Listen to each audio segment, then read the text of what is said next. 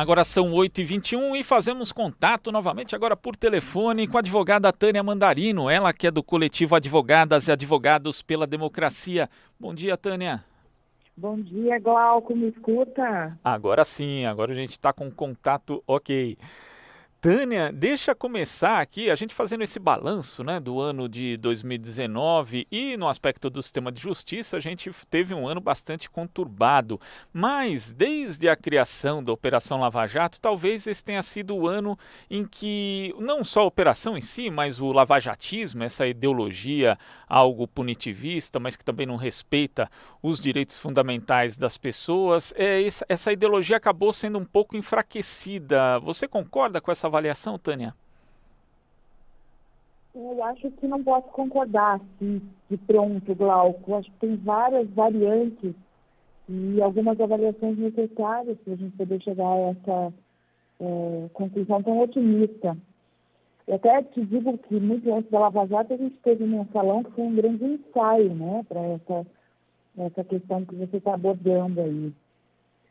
Veja, nós tivemos sim derrotas da Lava Jato, derrota do próprio ex-ministro Sérgio Moro, mas eu não consigo ver, Glauco, por mais otimista que eu seja e sou, que o sistema de justiça tenha tido qualquer evolução, tenha tido qualquer ganho real com o que a gente viu aí de derrotas da Lava Jato. É óbvio que quando nós estamos num momento de exceção como esse, qualquer vitória fica parecendo que é grandiosa. Mas como a gente costuma fazer essa análise bem aprofundada, então minha resposta mais possível para essa pergunta seria não vejo esse ganho, Glauco. Quer dizer, você acredita então que o lavajatismo ainda continua como um dos pilares, no caso aí, não só do sistema de justiça, mas também do sistema político brasileiro? Eu não estou falando especificamente do lavajatismo, mas estou falando do sistema punitivista, estou falando do processo penal inquisitorial, antidemocrático. Talvez o lavajatismo mude de fase nos próximos anos. O lavajatismo em si, de fato, enfraqueceu de alguma maneira.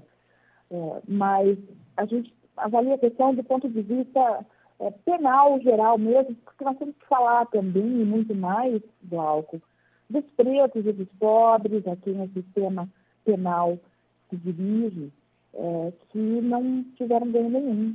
Então, para eles não mudou nada em nenhum momento. Então, assim, politicamente, claro que a gente tem ganhos com o enfraquecimento do lavajatismo, que esse um dia pode até redundar em uma melhora mais significativa no sistema de justiça.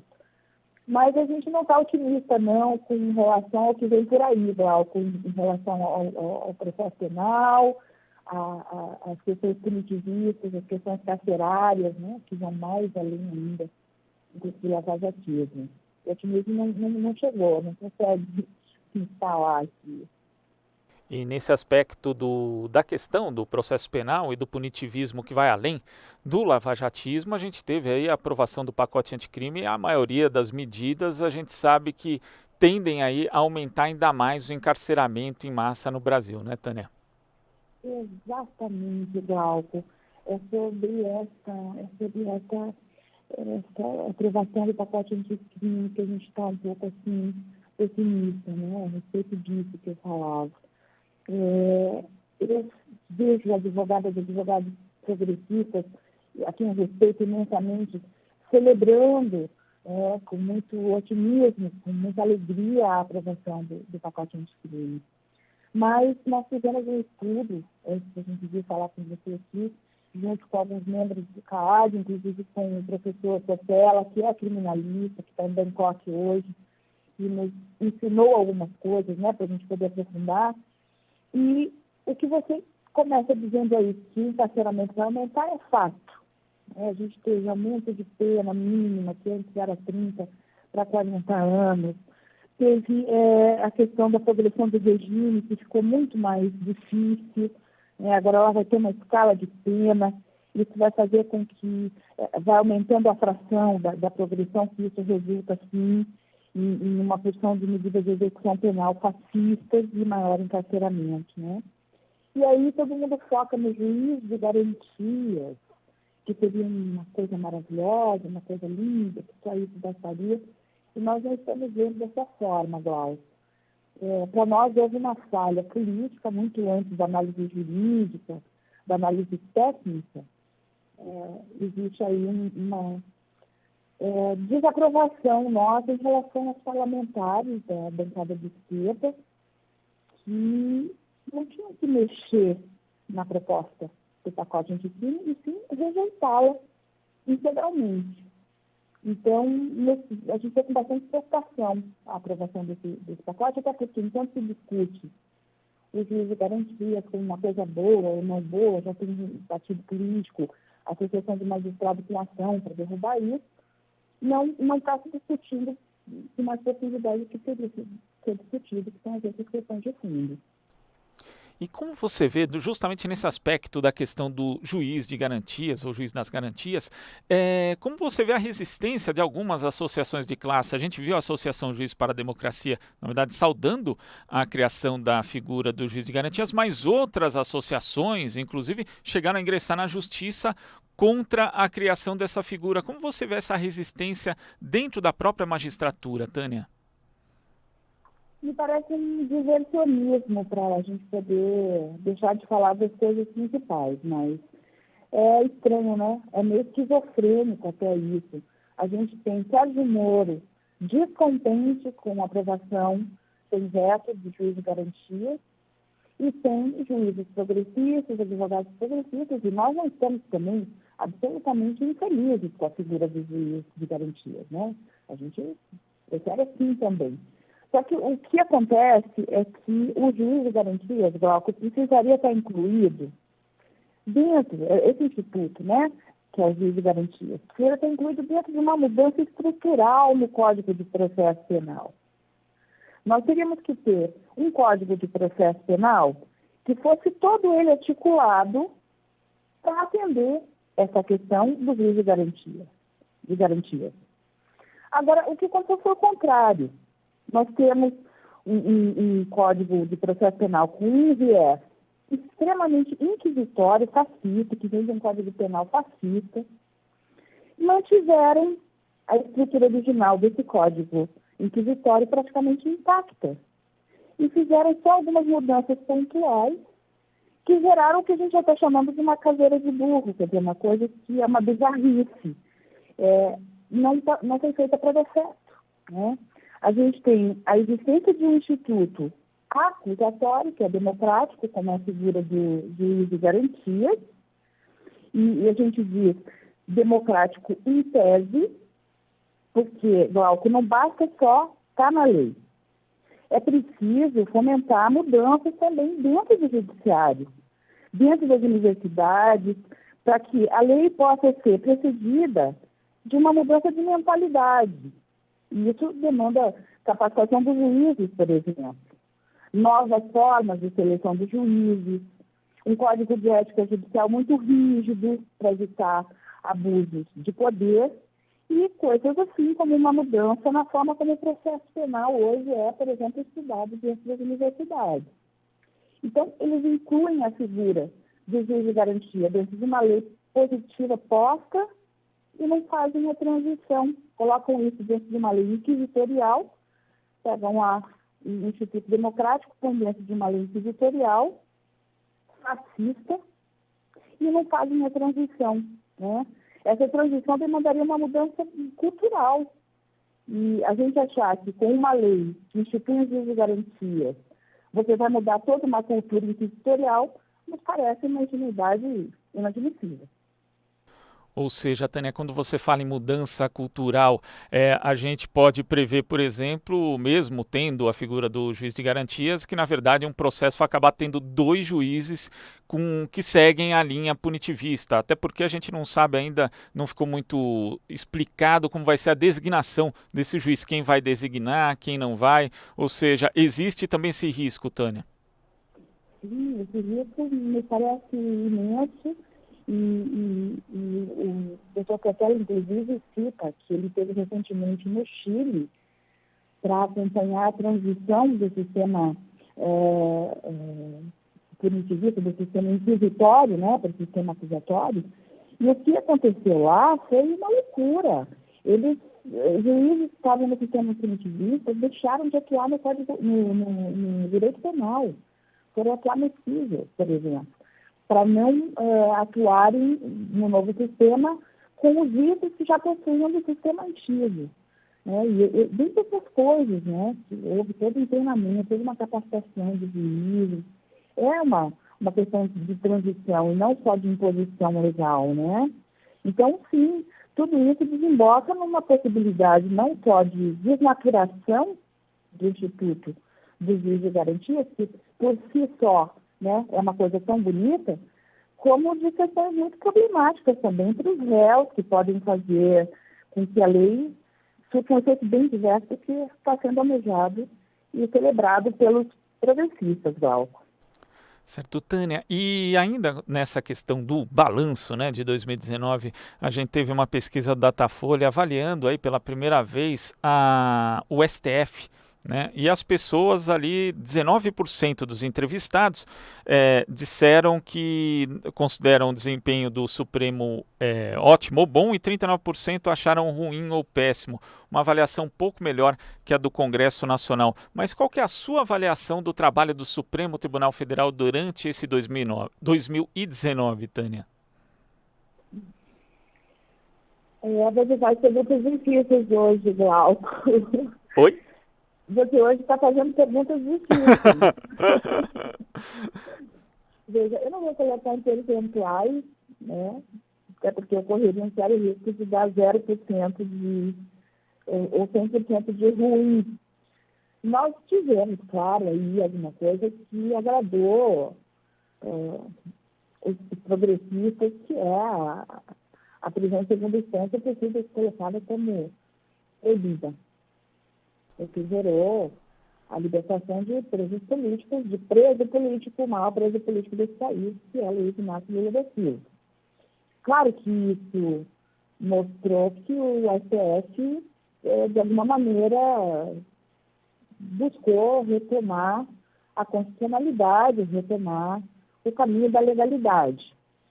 Isso nos anima um pouquinho? Claro, sem sombra de dúvida. Pior seria se a gente tivesse uma Corte Suprema insistindo em manter, né, questões inconstitucionais, como vinha mantendo, a respeito da prisão em segunda instância, por exemplo.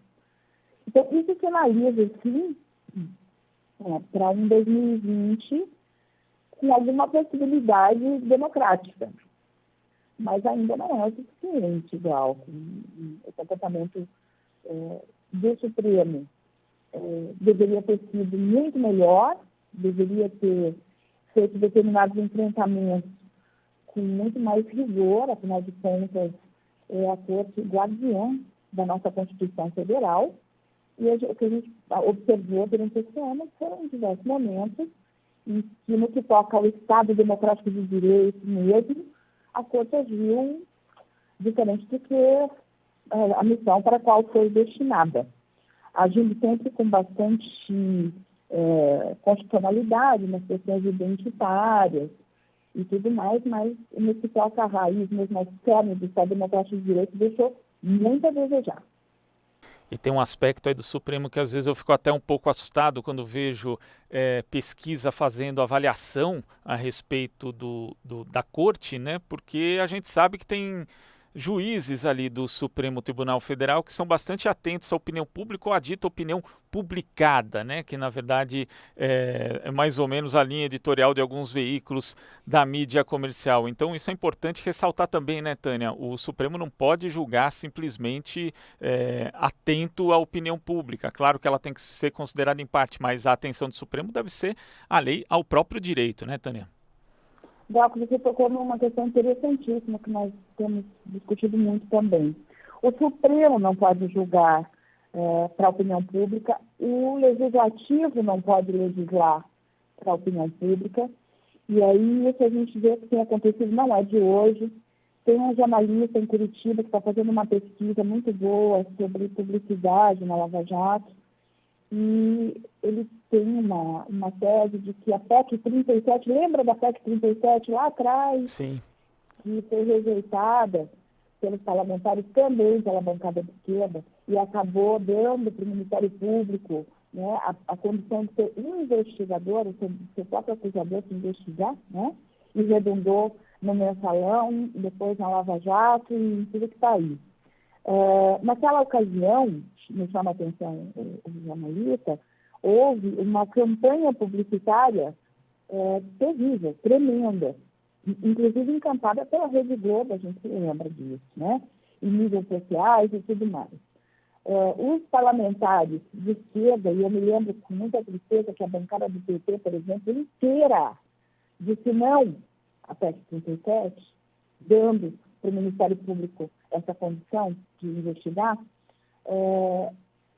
a avaliação é de que a PEC 37 teria sido rejeitada por conta da publicidade, para que eles pudessem ficar bem na fita perante a opinião pública e perante o seu eleitorado. Eu vejo que isso aconteceu agora de novo, Glau, com relação aos juízes de garantias e ao pacote anticrime. Só retomando um pouquinho, só para falar sobre isso. Houve uma vedação pelo TCU de que o Moro pudesse fazer publicidade desse pacote anticrime. Ele estava muito louco para fazer. Mas ele burlou isso. Ele burlou isso na medida em que pessoas ditas componentes de movimentos sociais de direita começaram a instalar outdoors por todo o país em louvação ao pacote anticrime, e Moro retransmitiu esses outdoors em suas redes sociais, Twitter, Instagram, etc. Então, foi feita também uma publicidade que certamente deixou desconfortável, Glauco, a bancada de esquerda, para dizer não ao pacote anticrime. Você veja, desse Partido dos Trabalhadores, que é o maior partido de massas da América Latina, nós tivemos a deputada Natália Bonavides, que disse não desde o primeiro tempo, e tivemos, acho que mais, a Érica Cocai e o Pizai. Fora 2 ou 3 abstenções na bancada de 43 deputados, o resto foi tudo sim ao pacote anticrime. E aí a gente entende que isso pode ter, sim, muito a ver com a publicidade, com a opinião pública, e voltando agora para a questão do STF, de estar sendo feita pesquisa para saber como é que estão avaliando, isso também é assustador, porque, repito, o STF não pode julgar e tomar decisões, né, sobre o clamor da popular, da opinião pública, mas também o legislador não poderia ter legislado baseado na opinião pública. Agora, Tânia, você falando da PEC 37, né, que, para quem não lembra, era aquela proposta de emenda à Constituição que estabelecia ali a responsabilidade pela investigação para as polícias federal e civis, né, e não para o Ministério Público, né, o Ministério Público não seria responsável por investigações. E eu lembro que isso aconteceu ali no início das jornadas de junho de 2013, né, e eu cobri ali as manifestações que aconteciam e eu não via praticamente ninguém, numa das maiores manifestações que teve, inclusive aqui em São Paulo, que saiu ali do Largo da Batata, eu vi uma faixa falando de PEC 37. Mas quando você ligava na Rede Globo, parecia que todas as manifestações estavam falando contra a PEC 37. Ali foi uma disputa de narrativa em que claramente ali os setores progressistas perderam, né? Porque a Rede Globo estabeleceu aquilo como se fosse um clamor popular, e não era. Então isso é impressionante. E como você disse também, Tânia, isso aconteceu um pouco também agora com o pacote anticrime, mas é impressionante a interferência da mídia nas decisões legislativas e também as relativas ao sistema de justiça brasileiro, né? Exatamente, Glauco. Você pontuou e colocou muito bem historicamente no tempo essa questão da PEC 37. É exatamente isso que você acaba de dizer. E nós, de lá para cá, só vamos perdendo para a mídia. Essa disputa de narrativa, quer dizer, muito antes a gente já vinha perdendo quando não fez o enfrentamento da mídia quando era governo. E de lá para cá continuamos perdendo e perdendo de lavada. Para nós, a aprovação do pacote anticrime tem sim esse viés, e esse tipo de pesquisa com relação ao STF é perigosa também, porque já faz algum tempo que parece que o STF está jogando para a plateia, né, e não para a Constituição. Tá certo, Tânia. Queria agradecer demais a sua participação, não só hoje, mas durante todo o ano. Em 2020 estaremos juntos novamente aí. Muito obrigado, viu, Tânia? Cláudio, eu quero agradecer a RBA TVT, em nome do Coletivo Advogadas e Advogados pela Democracia. Sim, em 2020, como diria Vicente Mateus, haja que hajar, estaremos aqui. Tá certo. E com muita luta, né, Tânia?